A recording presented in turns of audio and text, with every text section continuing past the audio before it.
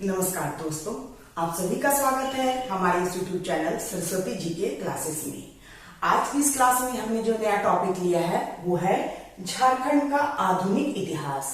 इससे पहले हम लोगों ने झारखंड के मध्यकालीन इतिहास को कंप्लीट किया है और उसका रिवीजन भी हम लोगों ने क्वेश्चन के माध्यम से कर लिया है। आज की इस क्लास में हम देखेंगे कि जब 1707 ईस्वी में औरंगजेब की मृत्यु हो जाती है तो जो उत्तर मुगलकालीन बादशाह थे वे कमजोर हो जाते हैं और उसके बाद उनका क्या असर होता है उस चीज को हम लोग जानेंगे कि उत्तर मुगलकालीन बादशाहों या शासकों का भारत के साथ साथ हमारे झारखंड पर क्या असर होता है और यहाँ की स्थिति कैसी होती है तथा वे कौन कौन से क्षेत्रीय राजवंश हैं या क्षेत्रीय शासक थे जिन्होंने अपना दबदबा यहाँ पे बनाया था। तो आइए शुरू करते हैं आज की क्लास। पहले हम लोग देखेंगे इसमें छोटा नागपुर खास का नागवंश के बारे में जानेंगे। जब औरंगजेब की मृत्यु होती है उसके बाद जो उसी के शासनकाल में रामशाह का शासन जो है वो शुरू हो चुका था और यहाँ पे उस समय जब उत्तर मुगलकालीन बादशाहों का सफर शुरू होता है झारखंड का तो उस समय यहाँ के जो शासक थे वो थे रामशाह, यानी कि उनका ही शासन कंटिन्यू रूप से चल रहा था औरंगजेब के बाद भी। तो इनका जो रामशाह का जो शासन का जो टाइम पीरियड है वो है 1690 से 1715 ईस्वी। इनके जो समकालीन मुगल बादशाह हुए औरंगजेब के बाद जो इनके समकालीन मुगल बादशाह हुए वे थे बहादुर शाह प्रथम। बहादुर शाह प्रथम इनके समकालीन मुगल बादशाह हुए। इनके बाद क्या इनके जो पुत्र थे यदुनाथ शाह उनका शासन शुरू होता है जिनका टाइम पीरियड है 1715 से 1724 ईस्वी और इन्होंने मुगलों को कर देना बंद कर दिया था जिसकी वजह से मुगल जो है इनके खिलाफ थे। इनके जो समकालीन मुगल बादशाह थे वे थे फर्रुख सियर, यानी यमुनाथ शाह के समकालीन जो बादशाह थे मुगलों के वो थे फर्रुख सियर। और उस समय बिहार के सूबेदार, जिस समय इनका शासन था यदुनाथ शाह का, उस समय बिहार के जो मुगल सूबेदार थे वो थे सर बुलंद खां और चूंकि इन्होंने कर देना बंद कर दिया था इसलिए जो सर बुलंद खां है उन्होंने कर वसूली के लिए यदुनाथ शाह पर आक्रमण कर दिया था 1717 ईस्वी में। यदुनाथ शाह पर सर बुलंद का आक्रमण होता है 1717 ईस्वी में। सर बुलंद खां को 1 लाख रुपए सालाना कर देना स्वीकार कर लेते हैं। जब सर बुलंद खां ने आक्रमण कर दिया यदुनाथ शाह पे तो विवश होके यदुनाथ शाह को 1 लाख रुपया सालाना कर जो है देना स्वीकार करना पड़ा सर बुलंद खां को। फिर सुरक्षा के जब इनके ऊपर आक्रमण हो जाता है तो इन्हें ऐसा लगता है कि दोईसा सुरक्षित, इनकी जो राजधानी थी वो सुरक्षित नहीं थी, इन्हें ऐसा आभास होता और इसलिए ये चाहते हैं कि ये अपनी राजधानी परिवर्तित कर लें और ये अपना राजधानी सुरक्षा के ख्याल से परिवर्तित करते हैं और दोईसा से पालकोट स्थानांतरित कर लेते हैं। यानी कि यदुनाथ शाह के समय में जो राजधानी है हम लोगों ने पहले भी पढ़ा है कि यदुनाथ शाह ने अपनी राजधानी दोईसा की जगह पे पालकोट को बनाया था, पालकोट। फिर इसी समय पलामू के राजा थे रंजीत राय और उन्होंने भी नागवंशी राज्य पर आक्रमण कर दिया था 1719 ईस्वी में। जो पलामू के शासक थे रंजीत राय उन्होंने भी नागवंशी राज्य पर आक्रमण कर दिया था 1719 ईस्वी में और यहाँ के टोरी परगना पर अपना कब्जा जमा लिया था। टोरी परगना पे अपना कब्जा जमा लिया था। ऐसा क्वेश्चन हो सकता है पूछा जाए कि पलामू के शासक ने जब पलामू के शासक रंजीत राय ने जब 1719 में जब नागवंशी राज्य पर आक्रमण किया था तो उसने किस क्षेत्र पर अपना कब्जा जमाया था? तो ये था टोरी परगना।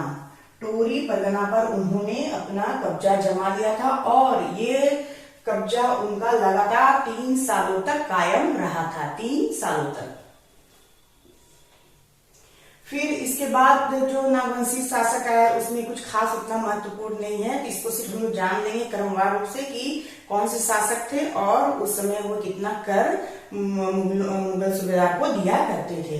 तो इसमें एक नागवंशी इनके बाद जो आए यदुनाथ शाह के बाद वे थे शिवनाथ शाह। इनका टाइम पीरियड है 1724 से 1733 ईस्वी और इस समय जो बिहार के सूबेदार थे वे थे फखरुद्दौला और फखरुद्दौला ने 12,000 रुपए नजराना इनसे वसूला था। 12,000 रुपए नजराना किनसे वसूला था? शिवनाथ शाह से वसूला था, बिहार के मुगल सूबेदार फखरुद्दौला ने।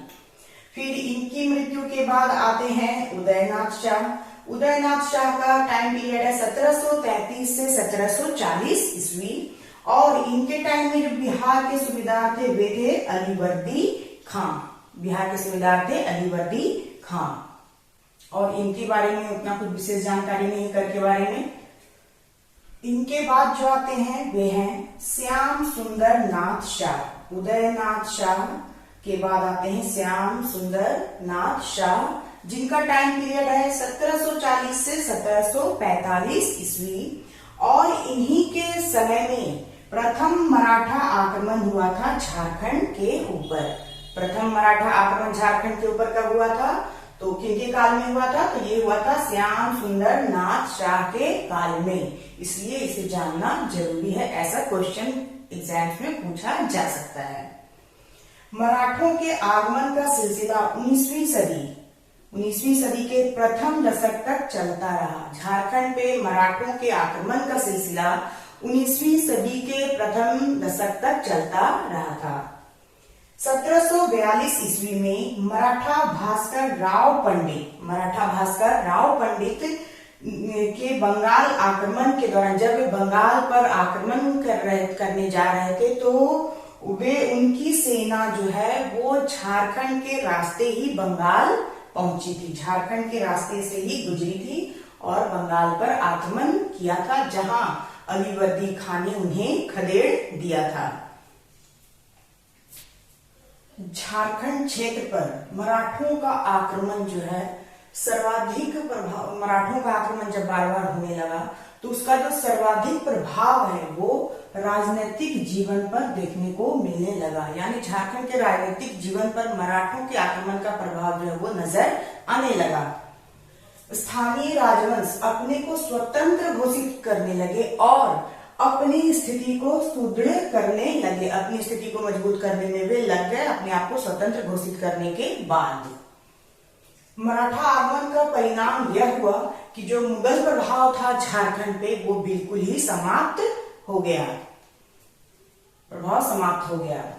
31 अगस्त 1743 को मराठा सरदार पेशवा और रघुजी, मराठा सरदार जो पेशवा थे और रघुजी भोसले के बीच एक संधि होती है, और उस संधि के अनुसार बिहार सहित छोटा नागपुर का जो क्षेत्र है वो रघुजी भोसले के अधीन में, उनके नियंत्रण में आ जाता है। रघुजी भोसले जो थे उनके नियंत्रण में आ जाता है बिहार सहित छोटा नागपुर का क्षेत्र, इस संधि के अनुसार। फिर उसके बाद भविष्य में आगे क्या होता है कि छोटा नागपुर, खास पलामू, मानभूम आदि क्षेत्र जो थे वो मराठों के शोषण का केंद्र बन गया था, और मराठा वहां का उन क्षेत्रों का शोषण करने लगे थे। अब आता है हमारा पलामू का चेरो वंश।